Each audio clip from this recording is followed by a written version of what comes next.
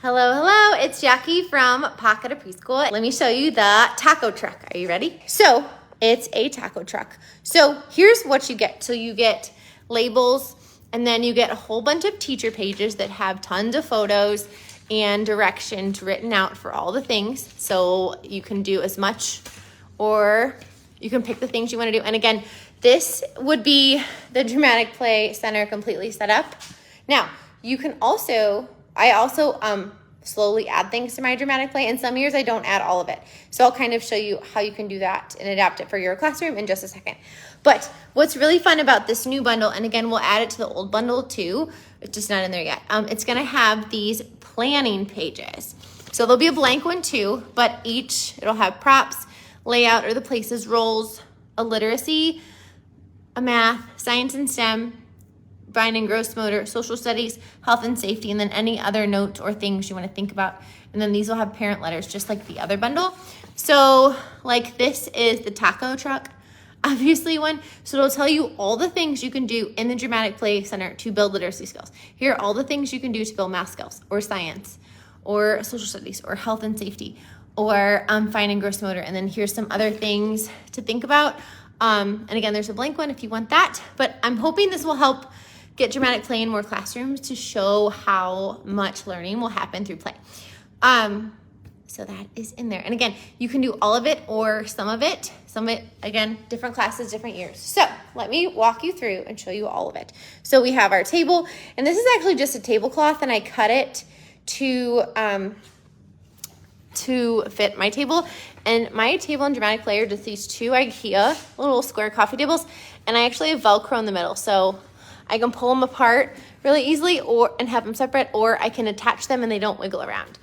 We have some salsa, hot, or mild, medium, and hot, so 1, 2, and 3, so some counting. We have our menus. Oops. And then we have to-go orders so they can practice calling. I really hope that's not anybody's real number, but it's not mine.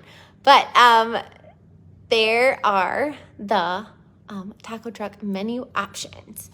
So this is what it would look like if the customers were eating. Now let me show you the checkout stand. So again, we have the big menus, and then usually in the front of my checkout stand, which again, it's like a market stand, I use this for kind of the customer thing. So we have purses and wallets. We have a phone. This is just a printable put on the back of a block so we can practice numbers and identify numbers and calling people. And maybe learning their own phone numbers. Put the menus, extra menus in here. We have punch cards. So after they buy 10 tacos, they get one free. So great fine motor and great counting. We have our store hours. Now you can put it there, or if you wanted to, you could put it in a dry erase pocket, and that way the students could fill it out during play. Up to you what you want to do. Or you could even have that dry erase pocket down there. But it works. I love using these little command hooks. We have signs. And then we have another sign over here. Open. And the other side's closed. So that way it can be closed. Oh, geez. Or open. And they can move it during play. We have our roll posters as well as our roll necklaces. So we have customer, chef, and server. And if you only wanted to have 2 roles, you could do that too. So you could just have customer and chef, and the chef would do all the server things. Also, by the cash register, we have a number line and receipt paper, which is a roll of that like calculator paper. So that way they can cut and write. Let me see. Here's an example of one a kiddo did. Got some great stuff going here. And we can also, I love that scissors kind of go in the middle of that. So you can give the customers receipts. There's also printable money included. And again, put the number line next to the cash register so they can practice writing numbers or just use them as an example. And if they're scribbling, that's okay too. And then we have our order form so they can take it off. And they can do the customer's order, taco or burrito, what toppings. And then if they want chips, salsa, guacamole, queso, rice, beans, flan, churros, or drink. And then they can put it back. And then over here, to practice some health because we want to sneak in all the health and safety, which is also kind of overlapping with social skills. We want them to wash their hands. So again, we're just practicing all those healthy habits. We have some soap, there's labels, so they can, wash their hands as they're cooking. They can also clean the kitchen. And then we have our measuring spoons and measuring cups. We have our pot holder because, you can't touch a hot pot. And then we have our oven. And then in here, I do like to change this out for themes. And usually I just do like different colors, but I found these that are really fun. So we have small and large plates. And again, you don't have to have these fancy ones, but having small and large is a great way to add some math. And then I have some, this is that plastic silver that comes in like a multi-pack at in the party section. So that way they can match the colors when they give out the silverware. Again, we're trying to sneak in as much math and literacy as we can. And then we have small utensils, because small utensils are great for building fine motor in small hands. And again, our microwave, repurposing it to just hold our sign. And then over here, because again, using all the space, we have a specials board. Now, I wouldn't start with this, but after a week or two, or depending on how long you're doing it, you can put it up, or if you're in kinder, you can start with it. They can use a dry erase marker and write the specials. And then I do have some vocabulary cards of all the different menu options up here, so they can copy it if they want to, or they can just sound spell or scribble, whatever level they're at. And then back here, there's our beautiful bunting banner. Now, what I usually do with a bunting banner is I clip it on like a clothespin, and I just use thumbtacks or I staple it in. And then, I just clip it on there. Sometimes I will just go ahead and put a staple through the middle, but this works too. And then here is the back. So let me show you all the things. So you can put the order form right here. And again, it's really fancy, guys. This is the cookie sheet. So that way they can make the order or make the burrito according to the order. Or they can use these visual recipe cards and make a burrito or a taco. Again, if this is too much, just do a taco or just do a burrito. So we have small and large tortillas, but the trick is with them is to put Velcro on them, so that way they'll stay stuck. And then and you can even draw some little dots on them to make them a tortilla. And then we have meat, beef, chicken, or shrimp. And these are just little balls of tissue paper. And again, you guys, I don't have a ton.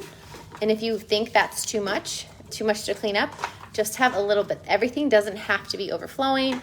We have all of our toppings. So we have cheese and lettuce, onions, tomatoes, peppers, and jalapenos. I either made it with foam or pipe cleaners. I did the cheese with the foam instead of the yarn because I thought that would be easier to clean up. And these are just those little trays. And then our chips, they're triangles, and you can use this as a fine motor activity for rival time. They just cut the triangles and then they crumple them up a little bit. And then we have our tongs, so they can put them in the bag, which is great fine motor. And then down here, they have either a basket for the chips, or you can have small or large bags that fits a to-go order. And also for our to-go orders, we have these boxes, which these are my instant ink boxes. Again, use what you got, right? There's orange tape around the edge because there was some print on it, so I just covered those up. So those are our to-go boxes. And then we have churros and flan. I couldn't find that, so these are literally a sponge. I put some brown paint on the top with some glitter. And they're just circle sponges. And then for churros, it's pipe cleaners that are twisted together. You can make them, or the students can make them.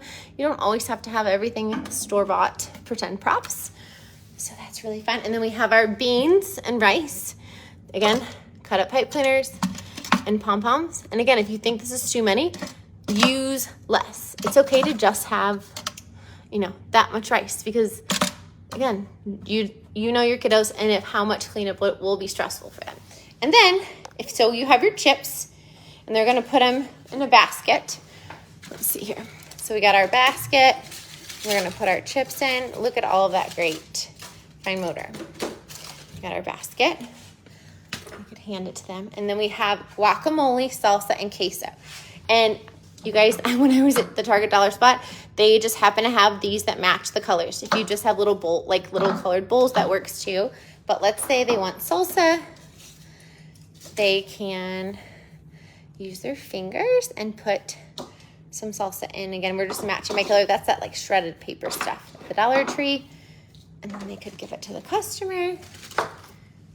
And then we have our drink machine, which is just a cardboard box with a label. And they can put the drink in there and they can make whatever they want. Pretend and use their imagination. And then our ice machine, again, great fine motor. This is very loved. I need to like hot glue this back, but this kiddo just painted it and it's just tape along the bottom. I need to tape these down all the way. And then we have our cups. Again, just small and large. They don't match. I just wanted 2 different sizes so we can sneak in some more math. And then I have a number so they can practice calling those to-go orders in, which again, we're just practicing those numbers. And then here is an example of what it would look like if they're eating. So we have ice and some cups, we have chips, and then here is our burrito with all the goodies inside. Fill out, and then we have our flan, our rice, and then this guy has a taco. And then I know you guys are always curious about storage, so what I do is I typically use paper copy boxes, and I'll put one of the labels on the outside of this, and then I'll put everything inside, and then any of the extra stuff, like here's more of that. It came with 2 of each. And then I have an option for sour cream. I didn't use it this time. And then anything extra I had. These are the printables you get, so the students can make the chips. And then again, any extra stuff I had, I just kind of throw it in there. So this is the taco truck dramatic play.